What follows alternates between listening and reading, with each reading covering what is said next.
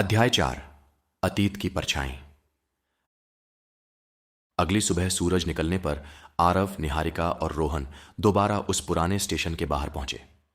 दिन की रोशनी में खंडहर कम डरावना लेकिन उतना ही उदास दिख रहा था। टूटी दीवारों पर छड़ी बेलें और जाले साफ नजर आ रहे थे। काका कहाँ होंगे? शायद गेट के पास ही होंगे। उनकी गुमटी उधर है।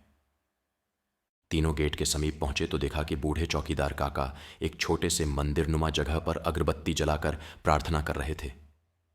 पत्थर पर जलती अगरबत्ती से हल्का धुआं उठ रहा था और उनकी आंखें बंद थीं। लगता है पूजा कर रहे हैं। रुक जाते हैं, खत्म होने दें। कुछ पलों बाद चौकीदार ने आंखें खोलीं और तीनों को देखकर चौंक गया। अरे, तुम लोग सही सलामत हो? कब निकले थे रात में? काका, हम थोड़ी देर बाद निकल गए थे। आप सो रहे थे शायद, इसीलिए डिस्टर्ब नहीं किया। चौकीदार उठते हुए बोला। शुक्र है भगवान का कि तुम्हें कुछ नहीं हुआ। मैंने कहा था ना, अंदर मत जाना। रोहन लज्जित स्वर में बोला।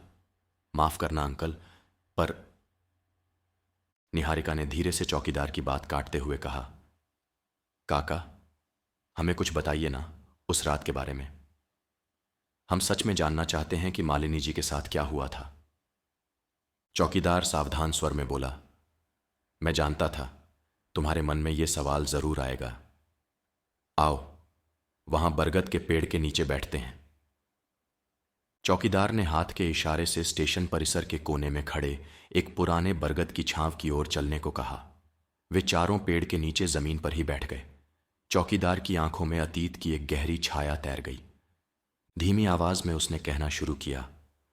उस मनहूस रात को 20 साल हो गए, पर आज भी सब याद है मुझे। मैं यहीं ड्यूटी पर था। तीनों दोस्त सांस रोके उस बूढ़े की बात सुन रहे थे, मानो कोई दास्तान शुरू होने वाली हो। उस दिन स्टेशन में रात 10 बजे से एक स्पेशल लाइव प्रसारण चल रहा था। आरजे मालिनी का नया शो शुरू हुआ था रात का।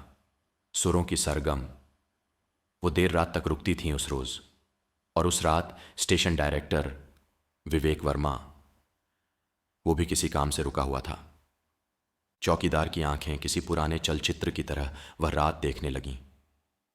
मालिनी अपनी रिकॉर्डिंग के बाद स्टूडियो में अकेली थी और डायरेक्टर विवेक वर्मा उसके साथ ऑफिस में बहस कर रहा था। करीब रात के 11 बजे मैंने ऑफिस के अंदर से जोर जोर से आवाजें सुनी। ऐसा लगा जैसे मैडम मालिनी और वर्मा साहब में बहस हो रही हो। चौकीदार खांसने लगा। यादों के धुएं से गला भारी हो चला था। फिर क्या हुआ?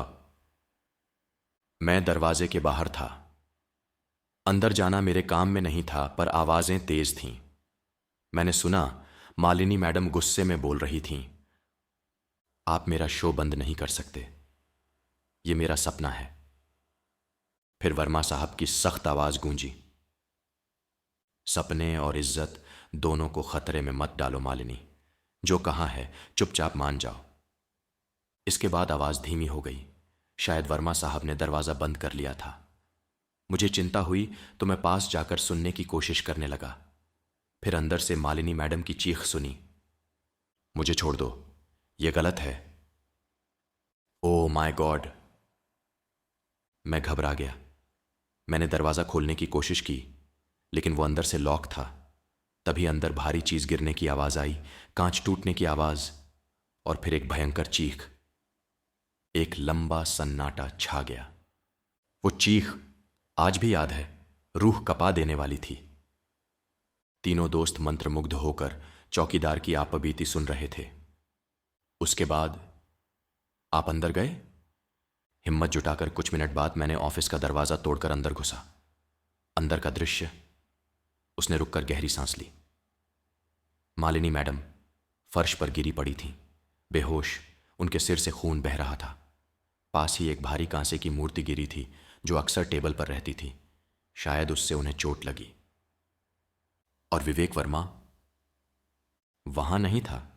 कुछ समझ पाता उससे पहले मेरे शोर मचाने पर दूसरे स्टाफ भी दौड़े चले आए जो इमारत के दूसरे हिस्से में थे। हम मालिनी मैडम को उठाकर अस्पताल ले गए, पर तब तक बहुत देर हो चुकी थी। उस वर्मा ने किया ये सब। उसने मार डाला मालिनी को। पुलिस आई, जांच हुई। वर्मा साहब ने बयान दिया कि वो तो रात 10 बजे के करीब निकल गए थे और मालिनी शायद स्टूडियो में काम करते वक्त गिरकर चोटिल हो गईं या किसी उपकरण से करंट लग गया। पोस्टमार्टम रिपोर्ट स्पष्ट नहीं थी। केस को एक हादसा मानकर बंद कर दिया गया। लेकिन आपने तो चिल्लाने की आवाजें सुनी थीं। फिर पुलिस ने। मैंने जो सुना था बताया, पर मेरे बयान को यह कहकर नजरअंदाज कर दिया गया कि शायद मैंने रेडियो पर कोई नाटक सुना होगा। वर्मा बड़ा अधिकारी था, पुलिस पर दबाव भी रहा होगा। यानी कातिल आजाद घूमा। हां, और उसी दिन के बाद से मालिनी मैडम की आत्मा यहीं अटक गई। मुझे लगता है वो न्याय चाहती थी। आरव ने चौकीदार को ध्यान से देखा। काका, हमें मालिनी जी का इंसाफ दिलाना होगा। चौकीदार ने गहरी सांस ली और धीरे से एक पुराना चमड़े का बैग निकाला। मालिनी मैडम एक डायरी लिखा करती थीं। उनकी मौत के बाद उनका सामान स्टेशन से हटाया गया था। यह उनकी डायरी है। शायद इसमें कुछ लिखा हो जिसने उन्हें उस रात स्टेशन रुकने पर मजबूर किया। निहारिका ने आदर के साथ डायरी ली। कवर पर सुनहरे अक्षरों में लिखा था, मालिनी। उसके पन्ने समय की मार से पीले पड़ चुके थे। धन्यवाद काका, आपने इसे अब तक संभाल कर रखा। शायद नियति थी बेटा कि आज तुम जैसे सच के पैरोकार इसे पढ़ें। डायरी को अपने पास लेकर तीनों दोस्तों ने चौकीदार का आभार व्यक्त किया और वहां से विदा ली। उनके हाथ में मालिनी की डायरी थी और दिलों में बदले की ज्वाला। उन्हें ऐसा महसूस हो रहा था कि जैसे मालिनी की आत्मा परछाई बनकर उनके साथ साथ चल रही हो, न्याय की उम्मीद ले।